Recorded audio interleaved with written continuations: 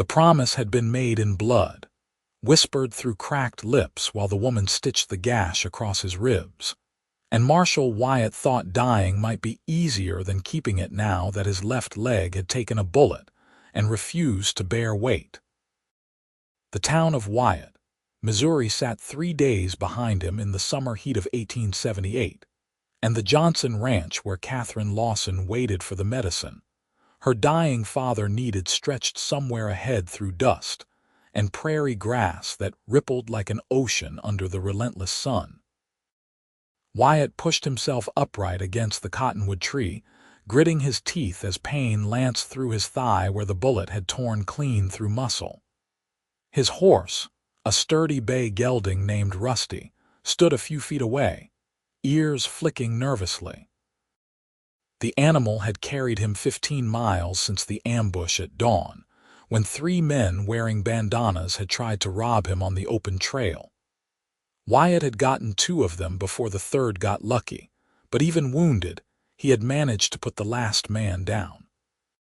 Self-defense, pure and simple, though his body paid the price now. He reached for the canteen tied to Rusty's saddle, his vision swimming slightly. The water was warm but welcome, washing the copper taste of pain from his mouth. In his saddlebag, wrapped carefully in oilcloth, sat 6 bottles of laudanum and a package of quinine powder. 3 days ago, Katherine Lawson had ridden into Wyatt proper, her chestnut mare lathered and trembling, desperate for help. Her father, Samuel Lawson, had taken ill with fever, and the small ranch where they lived sat isolated, too far from any town with a proper doctor.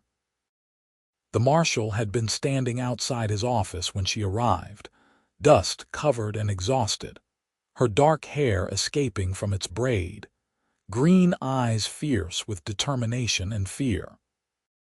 She was young, perhaps 22 or 23, with the kind of strength that came from years of hard living on the frontier. Wyatt himself was 28, old enough to know better than to make promises he might not keep, but something in her desperation had moved him. "Please," she had said, dismounting with the fluid grace of someone raised in the saddle. "The doctor in town says he cannot leave. There is an outbreak of measles and he is needed here, but my father will die without medicine. I can pay." Wyatt had looked at her, really looked, and seen not just fear but fierce love in her expression. "What does he need?" "Quinine for the fever, laudanum for the pain." The doctor wrote it down. She had pressed a folded paper into his hand, her fingers trembling slightly. "I know it is a long journey. I know you have duties here, but I have no one else to ask." The deputy, a young man named Thomas Reeves, had been capable enough to handle things for a few days. Wyatt had made his decision in that moment, though he could not have explained why. Perhaps it was the way Katherine held herself, proud despite her desperation. Perhaps it was simply the right thing to do. "I will bring it myself," he had said. "To make sure it arrives safely, you go home to your father. I will leave at first light." The relief in her expression had been profound. "Thank you, Marshal, thank you. I will repay this debt." "Just give me directions to find your ranch," Wyatt had replied. "That is payment enough." She had drawn him a careful map, her hand steady despite her obvious exhaustion. The Lawson Ranch sat in the disputed territory between Missouri and Kansas, close enough to the border that jurisdictions blurred. 3 days' hard ride northeast, through open country and across the Marais des Cygnes River. Katherine had warned him about the rough men who sometimes traveled those lands, outlaws and drifters who respected no law. "I am not worried about rough men," Wyatt had said with more confidence than he felt now. Katherine had placed her hand over his then, her palm warm and calloused from ranch work. "I give you my word that if you do this, you will always have a friend in the Lawson family. Whatever you need, whenever you need it." He had looked into those green eyes and made his own promise. "And I give you my word that I will bring this medicine to your father," Come hell or high water, he will have it. Hell and high water indeed. Wyatt shifted against the tree, examining his wounded leg in the harsh afternoon light. The bullet had gone clean through, which was fortunate, but he was losing blood steadily despite the bandage he had fashioned from his spare shirt. His head felt light, and he knew the signs of dangerous blood loss. If he stopped now, if he rested more than a few minutes, he might not get up again. But he had given his word. Wyatt gripped the tree trunk and hauled himself upright, biting back a groan as his leg screamed protest. The world tilted sickeningly, then steadied. He took one experimental step, putting weight on his wounded leg, and nearly collapsed as pain, white-hot and blinding, shot through his entire body. His knee buckled, and only his grip on Rusty's saddle kept him from falling. "Damn it all to hell," he muttered through clenched teeth. He could not walk, that much was clear, but he could ride if he could get into the saddle. Wyatt positioned himself carefully, using his good leg and both arms to lever himself up. It took 3 attempts, each one leaving him gasping and dizzy, but finally he sat astride Rusty, the saddlebags with their precious cargo secure behind him. The sun beat down mercilessly as he urged the horse forward. According to Catherine's map, he had covered perhaps a third of the distance. 2 days remained if he could keep moving, if he could stay conscious, if his leg did not become infected. The prairie stretched endlessly in all directions, broken occasionally by stands of trees along creek beds. He aimed for the next line of green on the horizon, knowing water meant rest for both him and his horse. Hours passed in a haze of heat and pain. Wyatt drifted in and out of full awareness, trusting Rusty to keep a steady pace. He thought about Katherine Lawson, the way her eyes had met his without flinching, the strength in her handshake when they parted. She had ridden back to her father alone, trusting a stranger to keep his word. That trust felt like a weight across his shoulders, heavier than the badge he wore. The sun was setting when Rusty reached the creek, and Wyatt nearly fell from the saddle in his haste to dismount. He managed to control his descent enough to avoid jarring his wounded leg too badly, then crawled to the water's edge and drank deeply. The cool liquid revived him somewhat, enough to examine his bandage properly. Blood had soaked through the makeshift dressing, but the bleeding seemed to have slowed. Wyatt unwrapped the fabric carefully, studying the wound in the fading light. The entry and exit holes were clean, no sign yet of the angry red that would indicate infection. He washed it as best he could with creek water, then tore strips from his undershirt to create a fresh bandage. As darkness fell, he made a cold camp beneath a willow tree, not daring to light a fire that might attract attention. The night creatures called to each other across the prairie, and Rusty cropped grass nearby, his presence reassuring. Wyatt allowed himself a few swallows of water and a piece of jerky from his supplies, then lay back against his saddle, staring up at the stars.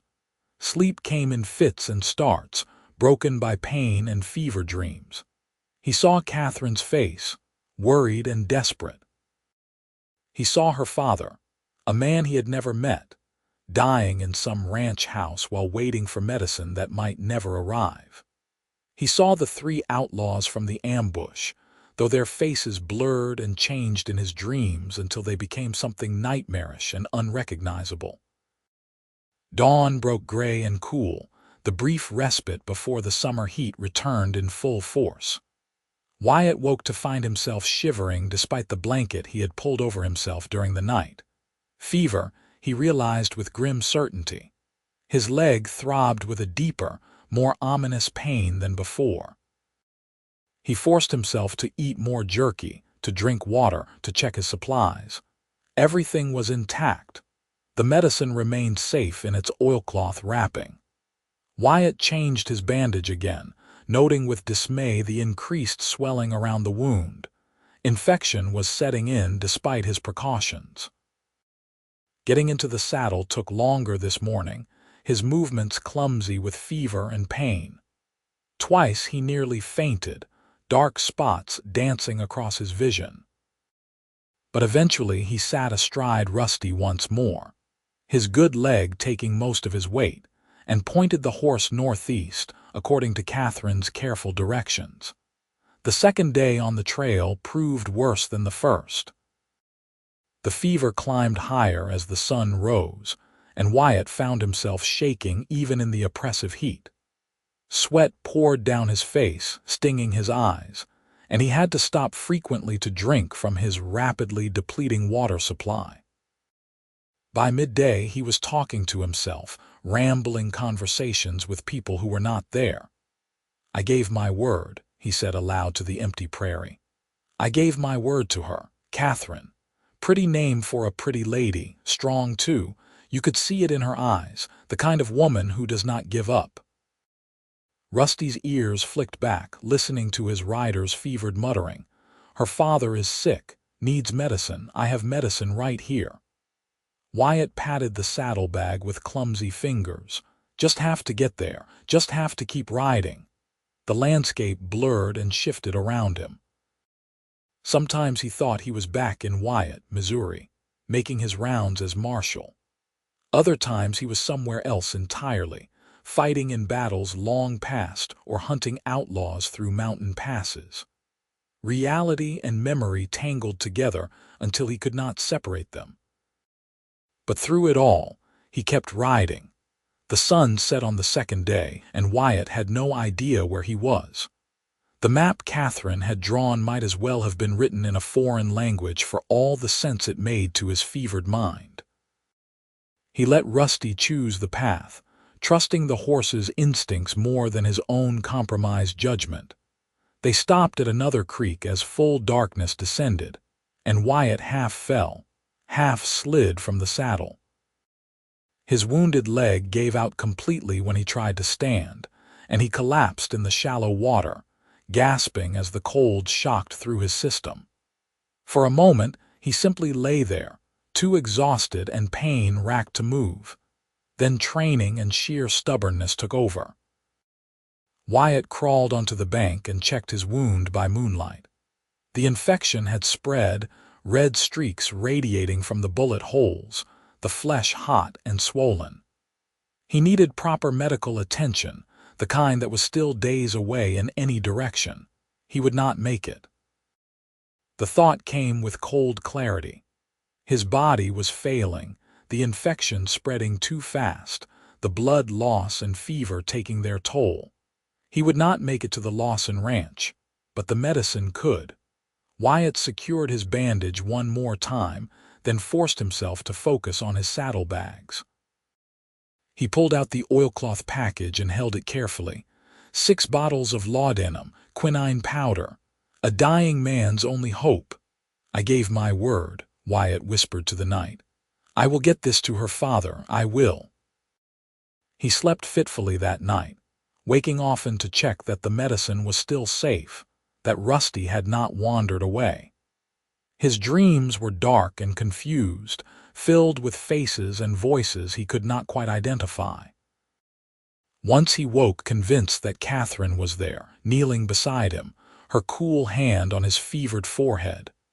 But when he opened his eyes, there was only darkness and the sound of the creek. The third day dawned hot and bright, and Wyatt knew he was dying. The infection had turned his leg into a swollen, angry mass that barely resembled a limb. Fever consumed him, and his vision swam even when he sat still. His water was nearly gone, and he had not eaten in a day, but he had given his word. Getting into the saddle seemed impossible now. Wyatt tried twice and failed both times, his strength simply inadequate to the task. He leaned against Rusty, breathing hard, the medicine package clutched to his chest. "I cannot do it," he said aloud. "I cannot." Rusty stood patiently, waiting. Wyatt looked up at the saddle, then down at his useless leg. He thought about Katherine, riding back to her sick father, trusting that help was coming. He thought about the promise he had made, the word he had given. He thought about the kind of man he wanted to be, marshal or not, badge or not. With a roar of effort that tore from his throat, Wyatt hauled himself up. He got his good leg in the stirrup, gripped the saddle horn with both hands, and pulled. Pain exploded through his body, so intense that for a moment he saw nothing but white light.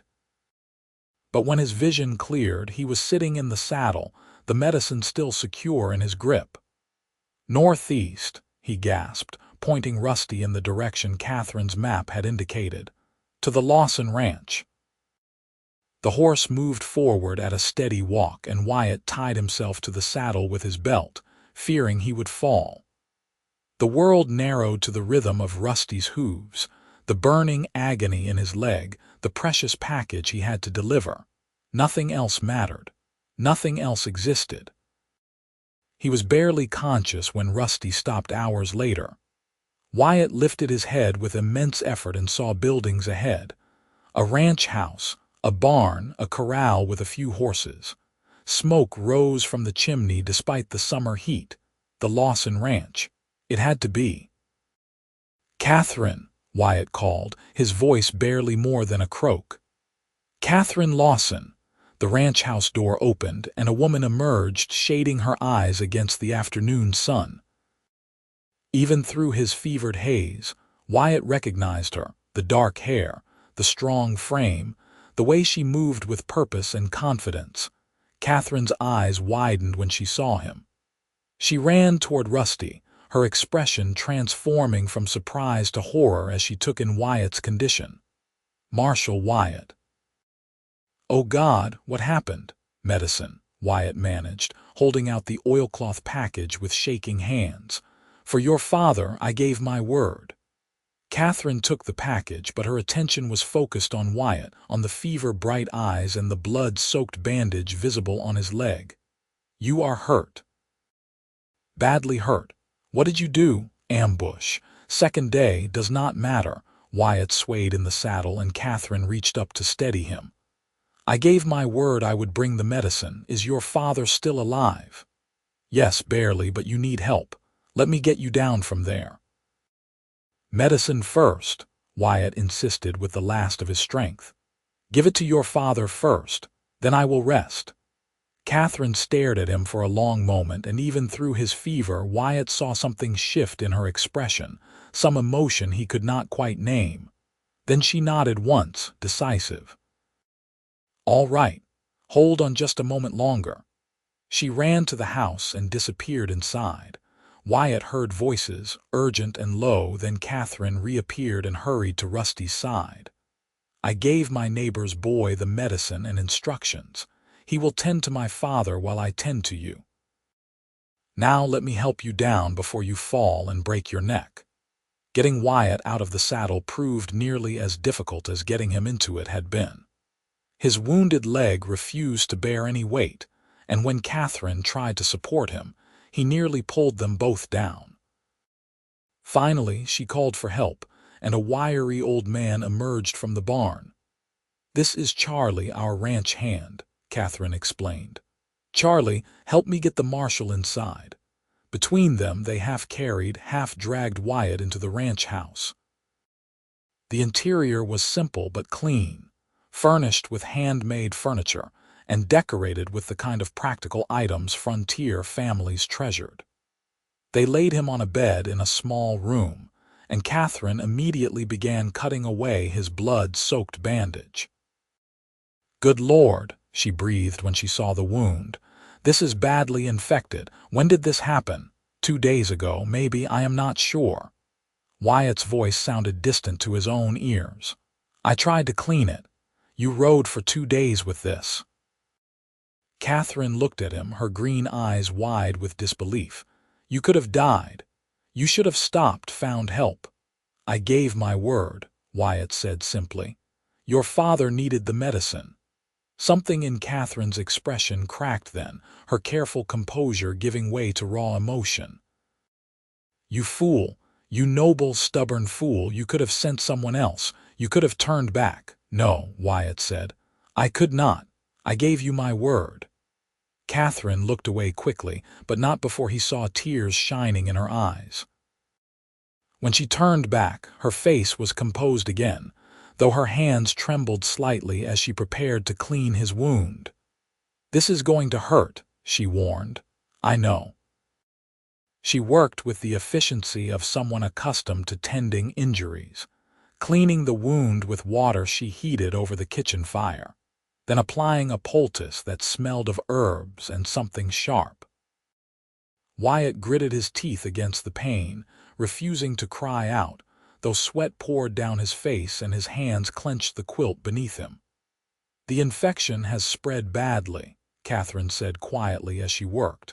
I will do what I can, but you may need proper medical attention. A doctor. No doctors for days, Wyatt managed. I will either get better or I will not. You will get better, Katherine said fiercely. You will not ride all this way just to die in my father's house. I will not allow it. Despite everything, Wyatt found himself almost wanting to laugh at her tone, so fierce and determined. This woman, he thought, was something special. Strength and kindness combined in a way he had rarely seen. Over the next 3 days, Wyatt drifted in and out of fever dreams. Sometimes he woke to find Katherine beside him, bathing his face with cool water or coaxing him to drink broth. Other times it was Charlie, gruffly efficient as he changed bandages or helped Wyatt with necessities too personal to mention. During his lucid moments, Wyatt learned that Katherine's father had rallied once he received the medicine. The quinine broke his fever, and the laudanum eased his pain enough that he could rest properly. Samuel Lawson was not a young man, Katherine explained, and the illness had hit him hard. But he was recovering, slowly but surely. He wants to meet you, Katherine said one afternoon as she sat beside Wyatt's bed, mending a shirt. He says any man who would ride 3 days wounded just to keep his word is a man worth knowing. I would like to meet him too, Wyatt replied. His fever had finally broken that morning, leaving him weak but clear-headed for the first time in days. Though I am not sure I can stand yet. Give it time. The infection is improving. The swelling has gone down considerably. Wyatt looked at her as she sewed, her hands moving with practiced skill. In the soft afternoon light filtering through the window, she was beautiful in a way that had nothing to do with fancy clothes or elaborate hairstyles. Hers was the beauty of strength and capability, of a woman who could run a ranch and nurse the sick and still find time to show kindness to a stranger. Why are you not married? The question escaped before Wyatt could think better of it.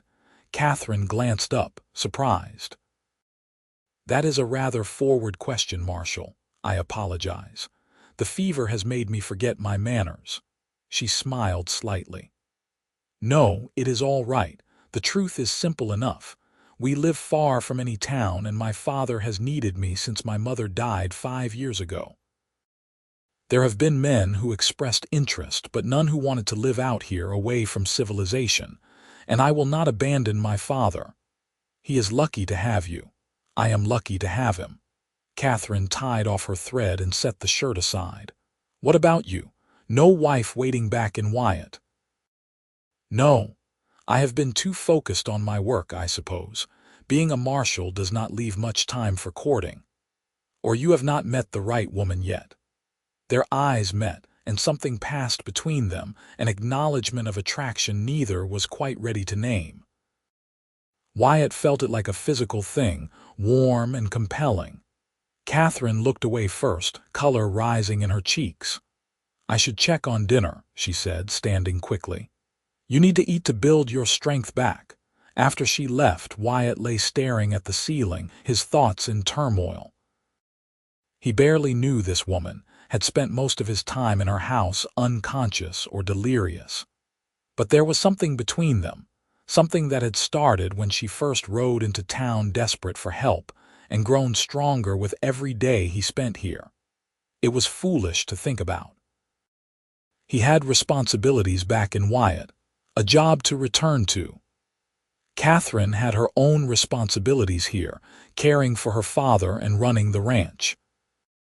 Their lives did not intersect except by accident, and once he recovered enough to travel, he would return to his own world and likely never see her again. The thought bothered him more than it should. By the end of the week, Wyatt could stand with the help of a crutch Charlie fashioned from an old branch. His leg was healing, though it would be a long time before he could put his full weight on it. Katherine's father, Samuel, felt well enough to leave his own bed and sit in the main room, and Wyatt finally met the man he had risked his life to help. Samuel Lawson was in his mid-50s, with gray hair and a weathered face that spoke of decades spent working under the sun. Despite his recent illness, he radiated a quiet strength that reminded Wyatt of Katherine. "Marshal Wyatt," Samuel said, shaking his hand with a firm grip. "I owe you my life. Katherine told me what you did, riding wounded to bring the medicine. That is not something a man forgets." "I gave my word to your daughter," Wyatt replied simply. "I am glad I could keep it. Most men would have turned back or sent someone else. You are either very brave or very foolish. Perhaps a bit of both." Samuel laughed, then grew serious. "You are welcome here as long as you need to recover. Longer if you want. We do not get much company out here, and it is good to have another man around the place. Charlie is a hard worker, but he is getting on in years." Over the following days, Wyatt settled into the rhythm of life on the Lawson ranch.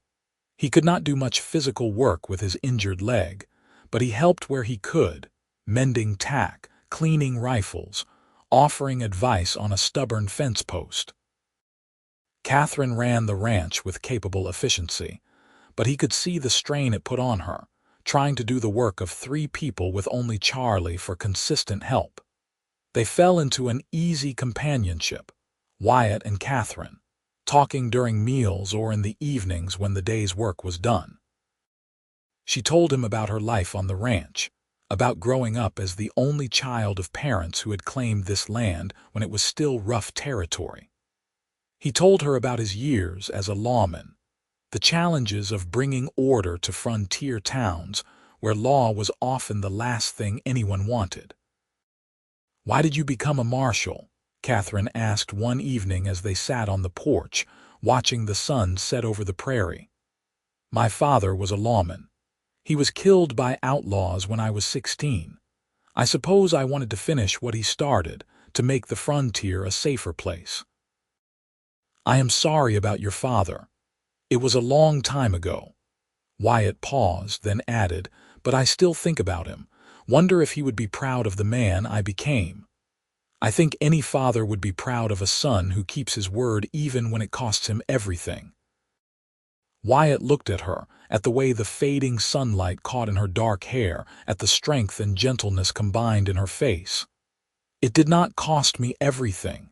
If anything, I gained something I did not expect." "What is that?" "A friend. Maybe more than a friend if you would allow it." Katherine met his eyes steadily. "I would allow it, but I cannot leave my father, Wyatt. This ranch is my home, my life is here. I know, I am not asking you to leave." Even as he said it, Wyatt wondered what he was asking. He had a job in Wyatt, responsibilities he could not simply abandon. But the thought of leaving here, of never seeing Katherine again, felt wrong in a way he could not explain. They sat in silence for a while, the unspoken question hanging between them. Finally, Katherine spoke softly. "When you are well enough to travel, you will go back to Wyatt proper. Back to your life as marshal. I suppose I will have to, eventually." "And then what?" "We exchange letters once a year. Remember each other fondly but from a distance." "I do not know," Wyatt admitted, "but I know I do not want that. I know that since I woke from the fever and started seeing you clearly, really seeing you, I have not been able to imagine going back to my old life and pretending this never happened." Katherine turned to face him fully. "What did happen, Wyatt? What is this between us? I think you know as well as I do. Say it anyway. I want to hear the words. Wyatt took her hand, feeling the calluses from years of ranch work, the strength in her fingers. I am falling in love with you, Katherine Lawson. I did not plan it, did not expect it, but there it is. I love your strength and your kindness, and the way you face the world head-on without flinching. I love that you rode alone to find help for your father, and I love that you take care of everyone around you without complaint. I love you. Tears shone in Katherine's eyes, but she was smiling. I love you too. I think I started loving you when you promised to bring the medicine, when you looked at me like my desperation mattered, like my father's life mattered. And then you kept that promise even when it nearly killed you. How could I not love a man like that? Wyatt pulled her close, and she came willingly, resting her head against his shoulder. They sat like that as darkness fell over the prairie, holding each other, facing an uncertain future but facing it together. The next morning, Samuel Lawson found them in the kitchen, making breakfast and talking quietly. He looked from one to the other, and something in his expression suggested he understood exactly what had transpired. "Wyatt," he said, "might I speak with you privately?" They went outside, walking slowly to accommodate Wyatt's still healing leg. Samuel led him to the corral where several horses grazed peacefully. "I am not a fool, son. I can see what is happening between you and my daughter." Wyatt nodded, not trying to deny it. "I love her, sir. I know we have not known each other long, but I love her, and I think she loves me. She does. I can see it in her eyes when she looks at you." Samuel leaned on the corral fence, his gaze distant. "The question is, what are you going to do about it? I want to marry her. If she will have me, and if you will give your blessing." "My blessing you have, and gladly. You saved my life, Wyatt. You are a good man, and Katherine deserves a good man, but marriage is not your only problem." "I know. I have responsibilities in Wyatt. And Katherine will not leave you or the ranch, nor should she have to." Samuel turned to face him directly. "What if you stayed here, gave up being a marshal and became a rancher instead?" The suggestion stunned Wyatt into silence. Give up his badge, his position, everything he had worked for. It seemed impossible. And yet, as he thought about it, as he imagined a life here with Katherine, working the land instead of patrolling streets, the idea did not seem impossible at all. "I have been a lawman my whole adult life," Wyatt said slowly. "I do not know anything about ranching." "You would learn. You are smart and capable, and we need the help, Charlie and I. The ranch is more than the three of us can handle properly. With you here, we could expand, maybe run more cattle, improve the land. You are offering me a job, I am offering you a life. With my daughter on this land, building something real and lasting, but only if it is what you want. I will not have Katherine marry a man who resents her for taking him away from his true calling." Wyatt looked out over the prairie, the endless grass rippling in the wind, the big sky stretching horizon to horizon. He thought about his life in Wyatt proper, the routine of patrols and arrests, the paperwork and politics that came with the badge. He thought about the loneliness of going home to an empty room every night, of having no one to share his life with. Then he thought about Katherine, her smile, her strength, the way she made him feel like he could be more than just a lawman with a gun. He thought about building a life here, watching the seasons change, raising children on this land, growing old with a woman he loved. "It is what I want," Wyatt said with certainty. "I want to stay. I want to marry Katherine and help you run this ranch if she will have me." Samuel clapped him on the shoulder. "Then you better ask her, son, and do it properly." Wyatt found Katherine in the barn brushing down her chestnut mare. She looked up when he entered, and the smile that lit her face made his heart race. "Katherine, I need to ask you something." "Ask away." He took both her hands in his, suddenly more nervous than he had ever been facing down an armed outlaw. "I spoke with your father. He has given me his blessing to ask for your hand in marriage.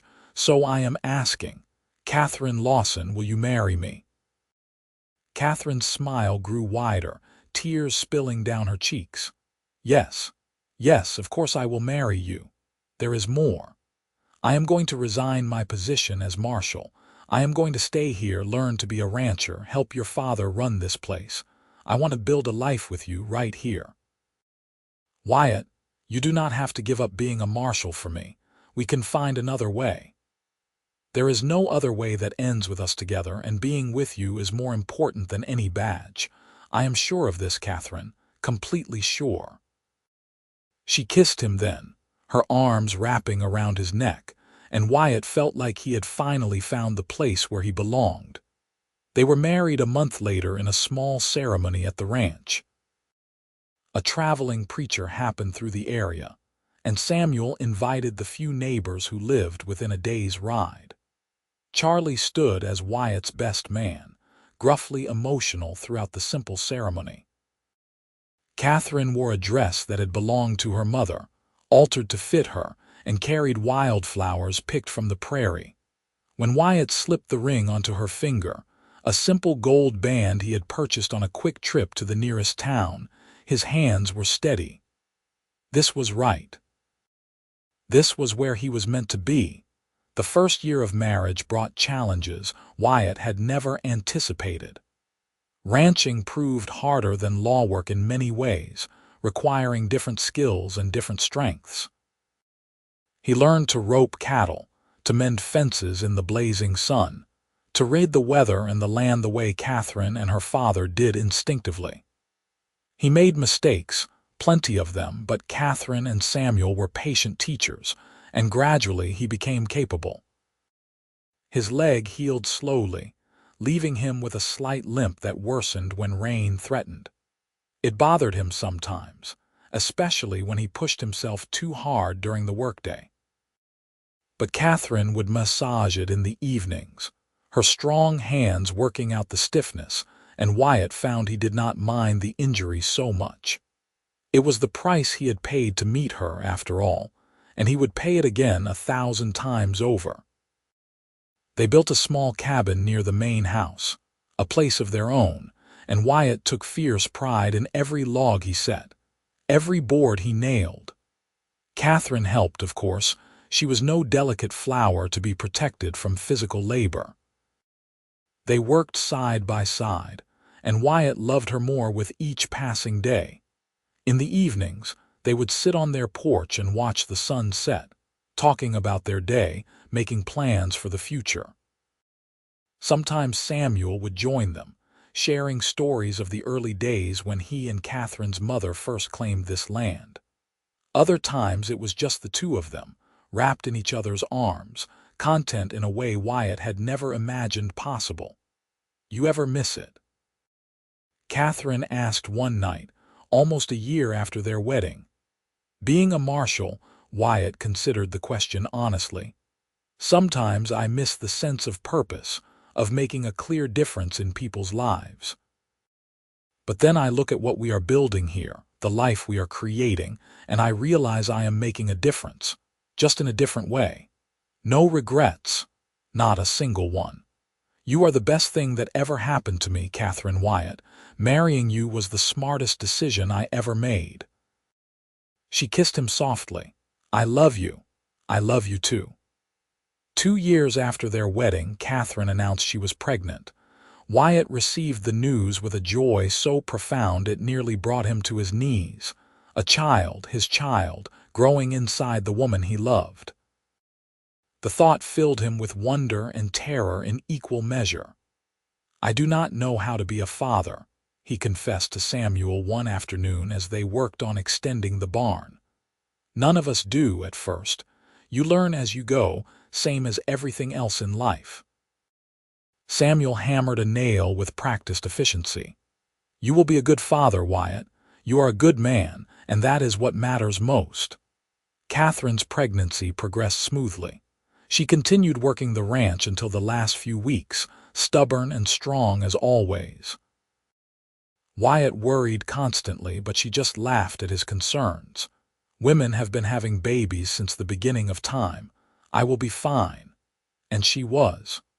On a cool spring morning in 1881, Katherine gave birth to a healthy baby boy. Wyatt held his son for the first time, marveling at the tiny fingers, the perfect features, the way this small human being was entirely dependent on him and Katherine. "What should we name him?" Katherine asked from the bed, exhausted but radiant. Wyatt looked down at his son, thinking about the journey that had brought him here, the promise that had changed his life. Michael Samuel Wyatt, after both his grandfathers. Tears shone in Samuel's eyes from where he stood in the doorway. "That is a fine name, son. A fine name indeed." Michael proved to be a healthy, happy baby who grew quickly. Wyatt discovered depths of love he had not known existed, a fierce protectiveness and tenderness for this tiny person who depended on him. He learned to change diapers, to soothe midnight crying, to make silly faces that earned him precious baby smiles. Life settled into a new rhythm. The ranch prospered under their combined efforts. They expanded their cattle herd, improved the grazing land, even hired an additional ranch hand to help with the increased workload. Wyatt's reputation for honesty and fair dealing spread, and neighboring ranchers sought his advice on various matters. Sometimes travelers would stop at the ranch, and if they mentioned troubles with outlaws or lawless behavior, Wyatt would offer quiet assistance. He never wore a badge again, but he could not quite stop being a man who believed in justice and protecting the innocent. Katherine understood and supported him as long as he came home safe. 3 years after Michael's birth, Katherine became pregnant again. This time, she gave birth to twin girls, Katherine and Lillian, named after Katherine herself and her late mother. The ranch house rang with children's laughter, and Wyatt often found himself pausing in his work just to watch his family, overwhelmed with gratitude for the life he had been given. Samuel, now well into his 60s, gradually stepped back from the hardest ranch work, content to teach his grandchildren about the land and animals. He and Wyatt had developed a deep friendship, and Samuel often told people that gaining a son-in-law who saved his life was the best thing that ever happened to him. On quiet evenings, when the children were asleep and the ranch work was done, Wyatt and Katherine would sit together and talk about everything and nothing. Sometimes they reminisced about how they met, about the desperate ride that had nearly cost Wyatt his life. "Do you remember when I first rode into Wyatt proper looking for help?" Katherine asked one night, nestled against Wyatt's side. "I remember thinking you were the most determined woman I had ever seen, and beautiful, even covered in dust and desperate with worry. I thought you were crazy when you said you would bring the medicine yourself. I expected you to send a deputy or just give me the supplies and let me ride back alone. I could not do that. Looking at you, seeing how much you loved your father, I knew I had to help personally. You saved more than my father's life that day. You saved mine too. I was so tired, Wyatt.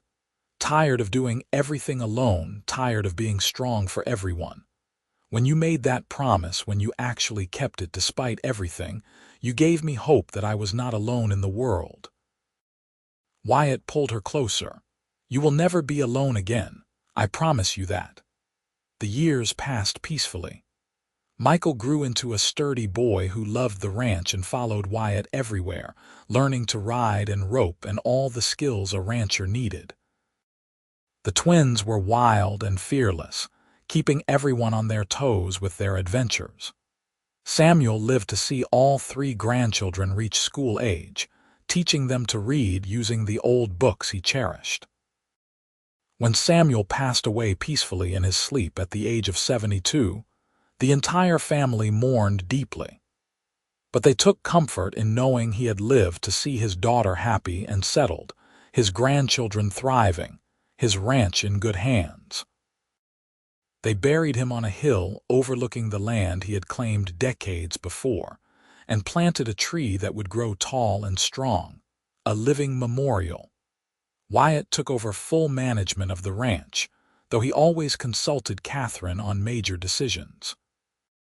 They were true partners in every sense, working together to build something lasting. The ranch continued to prosper, gaining a reputation for quality cattle and honest dealings. Michael, at 18, decided he wanted to go east to study agricultural science, hoping to bring new techniques back to improve the ranch. Wyatt and Katherine were proud, if a bit sad to see their eldest leave. But they understood the importance of education and encouraged his ambitions. The twins, Katherine and Lillian, showed no interest in leaving. At 16, they were accomplished riders and knew the ranch operations as well as anyone.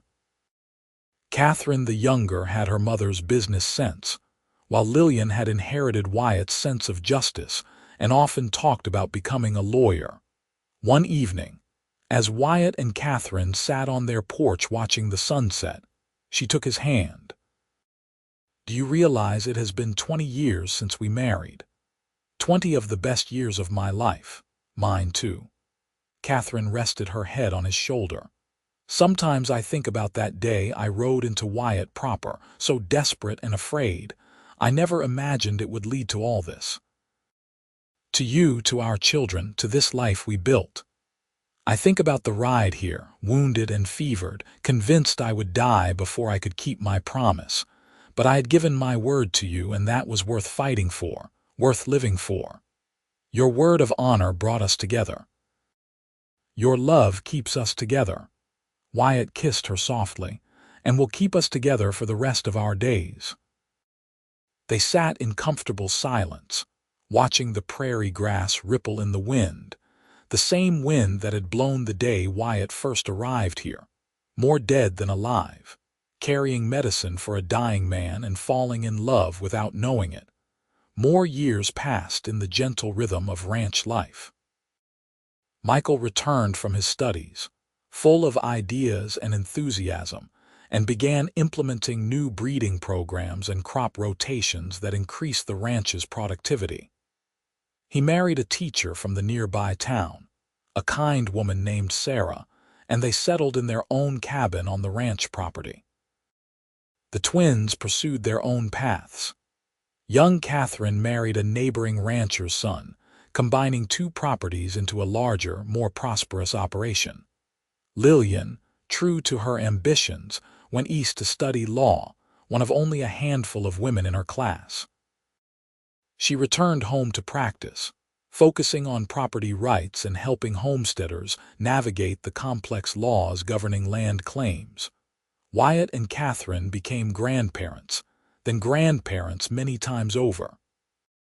Their little cabin grew too small for family gatherings, so they expanded the main ranch house, adding rooms and a large dining area where everyone could gather. Sunday dinners became a tradition, with children and grandchildren filling the house with noise and love. On quiet mornings, Wyatt still rose early and walked the land, checking fences and livestock, his limp more pronounced now but never slowing him down. Katherine would join him sometimes, and they would walk together, hand in hand, surveying everything they had built. "Regret giving up your badge yet?" she would tease, though she knew the answer. "Never. This is where I belong, with you on this land, surrounded by the family we created. This is everything I never knew I wanted." When Wyatt turned 60, the town of Wyatt, Missouri, sent a delegation to honor him. His old deputy, Thomas Reeves, now sheriff himself, made the long journey to present Wyatt with a plaque commemorating his years of service. "You were one of the best lawmen I ever knew," Thomas said during the small ceremony at the ranch. "You taught me that honor means more than a badge, that keeping your word matters more than anything else." Wyatt accepted the honor graciously, but his eyes kept drifting to Katherine, to his children and grandchildren gathered around. This was his real legacy, not arrests made or outlaws captured, but the family he had raised and the life he had built on honor and love. As the celebration continued around him, Wyatt found himself thinking about that desperate ride so many years ago. The pain, the fever, the certainty that he would die before completing his mission. He had given his word to a woman 3 days' ride away, and he had kept it even when he could not stand. That promise had cost him everything he thought he was, and given him everything he never knew he needed. Katherine appeared at his side, slipping her hand into his. "What are you thinking about?" "About promises. About how a single word given and kept can change everything. Your word brought you to me, and your trust in that word gave me a reason to keep it.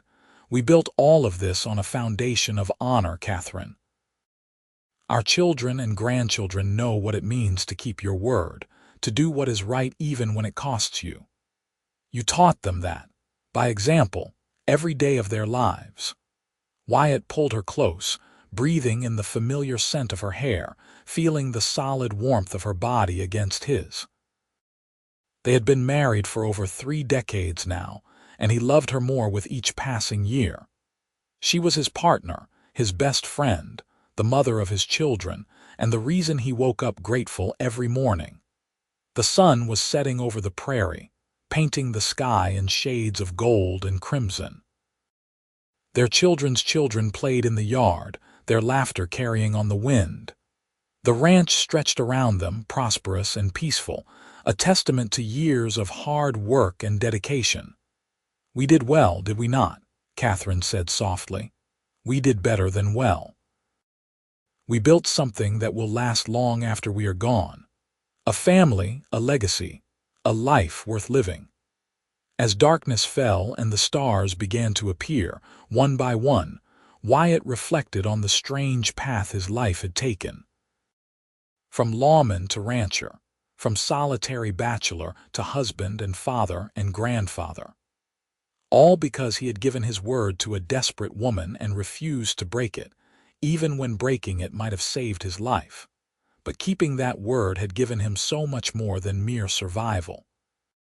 It had given him purpose, love, family, and a home. It had given him Katherine, and that alone would have been enough. Years continued their steady march. Wyatt's hair turned white, and his limp worsened to the point where he needed a cane on cold mornings. But his mind remained sharp, and his love for Katherine never wavered. They were old together, comfortable in their shared history, finishing each other's sentences and communicating with looks across crowded rooms. When Michael's first son asked Wyatt how he met grandmother, Wyatt told the story simply and honestly. About the desperate ride, the ambush, the fever and pain. About giving his word and keeping it no matter the cost. About falling in love with a woman strong enough to save him when he thought he was saving her. "The lesson is simple," Wyatt told his grandson. "Your word is the most valuable thing you own. Guard it carefully, give it sparingly, but once given, keep it no matter what. That is what honor means. That is what being a man means." The boy listened with wide eyes, then asked, "Did it hurt? Riding for 3 days when you were shot?" "It hurt worse than anything I had ever experienced. But keeping my promise to your grandmother mattered more than pain or fear or even my own life. And I would do it again in a heartbeat." Katherine, overhearing from the kitchen, smiled to herself. Even after all these years, Wyatt's steadfast honor still moved her. He was the same man who had ridden into her life wounded and determined, refusing to break his word even unto death. That man was the foundation of everything good in her life. On their 40th wedding anniversary, their children and grandchildren threw a huge celebration. Neighbors came from miles around, and the ranch was filled with music and laughter and dancing. Wyatt and Katherine stood at the center of it all, overwhelmed by the outpouring of love and respect. Speech, someone called and others took up the cry. Wyatt raised his hands for silence, Katherine beside him, her hand in his. When the crowd quieted, he spoke clearly despite his age. 40 years ago, I made a promise to a woman I barely knew. I promised to bring medicine to her dying father, and I kept that promise even when it nearly killed me. That woman was Katherine, and keeping my word to her was the best decision I ever made. It brought me here, to this ranch, to this family, to this life. I have been a lawman, a rancher, a husband, a father, and a grandfather, but the role I am most proud of is Katherine's husband. She has made me a better man than I ever could have been alone. To my wife, my partner, my love, I give thanks for 40 years of happiness, and I give my word that I will love her until my last breath. There was not a dry eye in the crowd as Wyatt kissed Katherine softly, the same way he had kissed her on their wedding day 4 decades before. The years grew shorter as Wyatt aged. His body, strong for so long, began to fail in small ways. But his spirit remained unbroken, and his love for Katherine never diminished. When he was 75, bedridden with pneumonia, she sat beside him constantly, bathing his fevered face just as she had done when he first arrived at the ranch. "We have come full circle," Wyatt said weakly, managing a small smile. "You nursing me back to health again. And I will succeed again, just as I did before. You are too stubborn to die, Wyatt. Maybe, but if it is my time, I am ready. I have lived a good life, Katherine, the best life because of you. Do not talk like that. You have years left in you yet." But Wyatt knew the truth, could feel it in his bones. His time was coming to an end. He had lived long enough to see his children settled, his grandchildren grown, his legacy secure. He had kept every promise he ever made, lived honorably, loved deeply. There was nothing left undone. "Promise me something," he said, gripping Katherine's hand with what strength remained. "Anything. Promise me you will remember how much I love you. Every day for the rest of your life, remember that you were the best thing that ever happened to me. That I would do it all again, ride wounded through hell itself, just to spend one more moment with you." Tears streamed down Katherine's face. "I promise, and I promise to remember you the same way. As the man who kept his word when he could not stand, who became the foundation of everything good in my life. I love you, Wyatt. I have loved you from the moment you promised to help my father, and I will love you until we meet again." Wyatt rallied from the pneumonia, determined to see one more spring on the ranch he loved. He made it through winter and into April, when the prairie grass turned green and wildflowers began to bloom. On a clear morning, with Katherine holding his hand, and his children and grandchildren gathered around, Wyatt took his last breath and left the world as peacefully as he had entered it. They buried him on the hill beside Samuel Lawson, overlooking the ranch where he had spent the best years of his life. The entire community turned out for the funeral, testimony to the impact he had made on everyone who knew him. Katherine stood at the graveside, dry-eyed and strong, as they lowered her husband into the ground. She had cried privately, mourning the loss of her partner, her love, her best friend. But in public, she remained composed, a testament to the strength Wyatt had always admired in her. After everyone left, she stayed behind, standing alone beside the fresh grave. "You kept every promise you ever made to me," she said softly. "You brought the medicine when you could barely sit a horse. You married me and made me happier than I ever imagined possible. You built a life with me, raised our children with love and honor, showed them what it means to be a person of integrity. You loved me for 43 years without wavering, through good times and bad, through sickness and health, exactly as you promised. Thank you, my love. Thank you for everything." The wind blew across the prairie, rustling the grass, carrying her words away. Katherine stood a moment longer, then walked back down the hill to the ranch, to the family they had built together, to the legacy that would continue long after both of them were gone. She lived another 7 years, surrounded by children and grandchildren who loved her dearly. She ran the ranch competently, made decisions with wisdom earned through decades of experience, and never remarried. When people asked why, she would simply say that she had already had the love of her life, and one great love was enough for any person. On quiet evenings, Katherine would sit on the porch of the cabin she had shared with Wyatt and watch the sun set over the prairie. She would think about the desperate young woman who had ridden into town looking for help, and the honorable lawman who had given his word and kept it even when he could not stand. She would think about the life they had built together, the family they had raised, the love that had sustained them both through decades of joy and sorrow. And she would smile, remembering. When Katherine passed peacefully in her sleep at the age of 82, her children buried her beside Wyatt on the hill.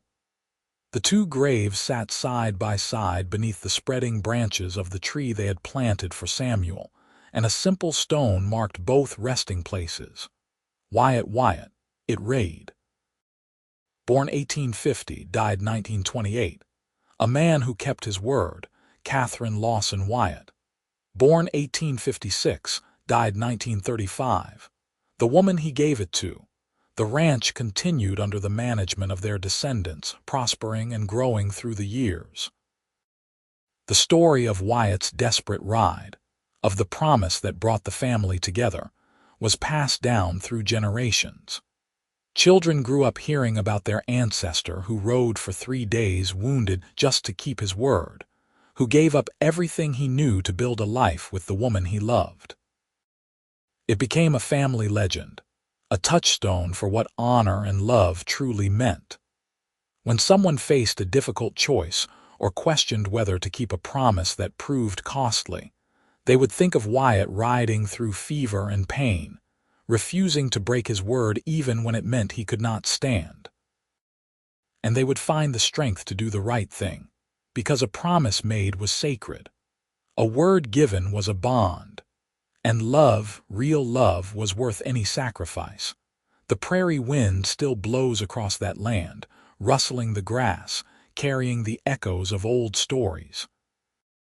The ranch still stands, modernized but recognizable, a living testament to what two people built when honor brought them together and love kept them there. And on the hill, beneath the spreading tree, 2 graves rest side by side, the final resting place of a man who gave his word to a woman 3 days' ride away and kept it even when he could not stand, and the woman who loved him for it until her dying day. Their story was complete, their promises all kept, their love enduring beyond death itself. They had lived fully, loved deeply, and left a legacy that would continue for generations. And in the end, that was all anyone could ask for, and more than most people ever received. The sunset painted the sky in brilliant colors, as it had done every evening for decades, unchanged and unchanging. The land they had loved remained beautiful and wild, just as they had left it. And somewhere in the wind and the grass and the endless sky, perhaps their spirits still walked together, hand in hand, watching over the family and the ranch that had been their greatest achievement. It was a good ending to a good story. The kind of ending that proves true love exists, that honor matters, that keeping your word even at great cost is never a mistake. It was the kind of ending that inspires others to live better, love deeper, and hold fast to their principles no matter what. It was, in every sense, a happy ending. And they had earned it, every single day of their lives together, through love and honor and an unbreakable promise kept against all odds.